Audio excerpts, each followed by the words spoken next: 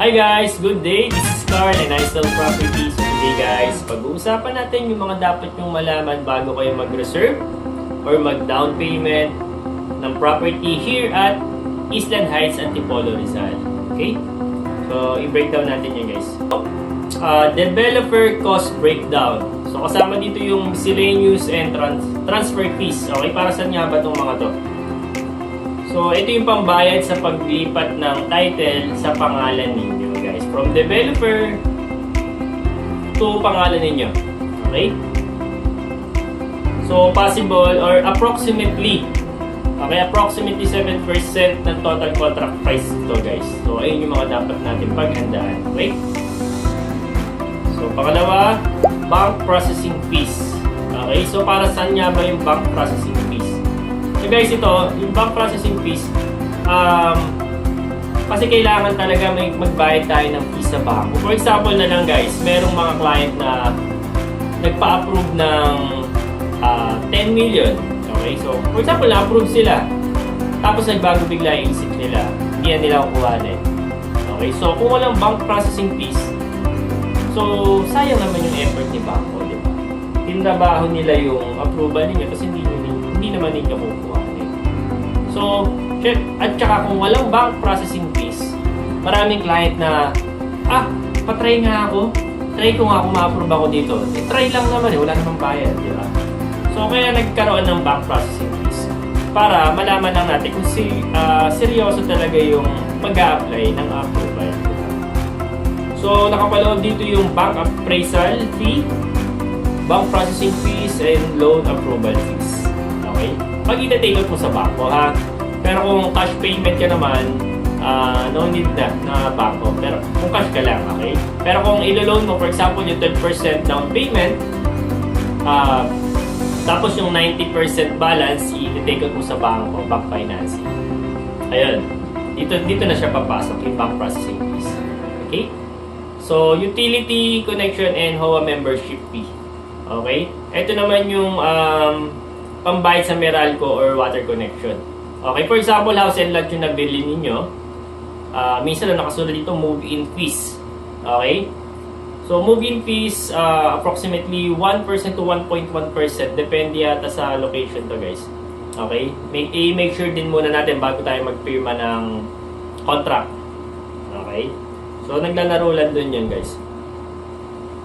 So, yung move-in fees or Meralco and water connection, guys, hindi to agad inaasikaso. For example, nag-reserve ako. Gusto ko maasikaso agad yan, water bill and Meralco bill. Hindi pwede yan, guys. Kasi nga, nakapangalan pa kay developer yung property ninyo. Kailangan matransfer muna yung title sa pangalan ninyo para pag sinabit natin to kay Meralco or Water Maynila, ganyan, nakapangalan na sa inyo, okay? So, ayun yung kailangan natin, guys. Plus, kung magpapatayo ka ng bahay, guys, ito yung tanong ng karamihan. Construction bond. Para saan ba yung construction bond? Construction bond, ito naman yung security ng subdivision. Okay? For example, syempre, nakabili ka ng lote, tapos, syempre, magpapatayo ka ng bahay. Syempre, may mga heavy equipment na papasok sa subdivision, para dalhin yung mga, for example, semento, diba, graba, bakal, dadalhin sa lote mo para gawin yung bahay mo. For example lang guys, sa scenario lang, for example, nabangga yung gate, doon kukuhanin sa construction bond yung pagpapagawa ng gate. Okay? Kung nabangga nung construction ninyo yun, ha? Okay? Kung may nasira kayong daan, syempre papagawa doon kukuhanin yun. Okay? Pero kung wala naman, guys, kung wala naman kayong nasira, natapos yung bahay ninyo ng smooth lang, walang nangyari, walang ganap na maging problema, refundable naman yung construction plan natin. Okay? So, blueprint approval fee. Okay? So, syempre, kailangan yung blueprint natin, ipapacheck muna natin sa developer. Okay? Sa developer, sorry. So, kailangan ipacheck muna natin sa developer yan. Syempre, kailangan pasok sa standard nila yan. Siyempre, may goal dyan guys. Ayaw nila ng yung bahay na pinapagawa sa loob ng property nila hindi matibay. Or wala sa standard. Or, for example guys, bumili ka ng 500 square meter na property or lot only. Tapos, ang gagawin mo, yung pinakakanto-kanto nun, gagawin mong pader. Okay? Hindi pwede yun guys. Okay? Hindi pwedeng sagad na sagad yung pader mo dun sa 500 square meter guys. Hindi pwede yun guys.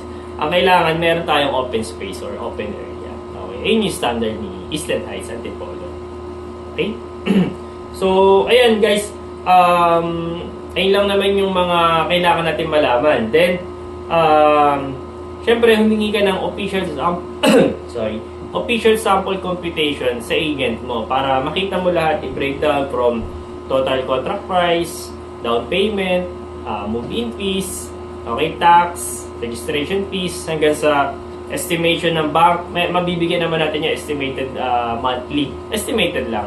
Okay, syempre kasi nagbabago yung rate ng bangko, hindi natin masasabing fixed yun. Estimated lang yung mabibigay natin. So, doon, magkakaroon ka ng idea at hindi tayo mabibigla sa dulo. So, ayun lang guys.